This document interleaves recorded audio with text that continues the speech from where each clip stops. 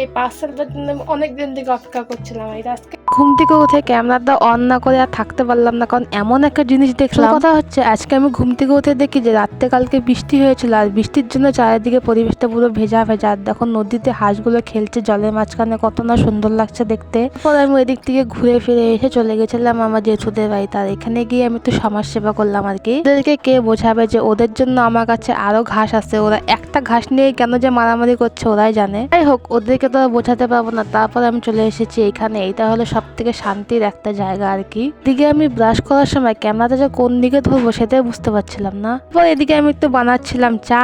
চা বানাতে বানাতে কেমন যেন খিদে খিদে পেয়ে গেল। আচ্ছা, এই ডিশটার নাম কি তোমরা কেউ বলতে পারবে? জানলে আমাকে অবশ্যই কমেন্টে জানিও। আমার তো এটা খুব টেস্টি লেগেছিল। খাওয়া শেষ না করতে করতে আবার চলে গেলাম দুটো টোস্ট নিয়ে একটু চাটা ফিনিশ করার জন্য। এদিকে দেখি হঠাৎ আমার পার্সেলটা চলে এসেছে। আর এই পার্সেলটা আমি মিশো থেকে নিয়েছি মাত্র 70 টাকার মধ্যে। মধ্যে ছিল একটি ব্রাশ, গোলাপ জল আর হচ্ছে মুলতানি মাটি। হিসেবে জিনিসগুলো কিন্তু খুবই ভালো। তোমাদের যদি লিঙ্ক চাই কমেন্টে জানিয়ে দিও। আজকের মতো এই পর্যন্ত, দেখা হচ্ছে নেক্সট ব্লগে। ব্লগটা ভালো লাগে লাইক করে যেও।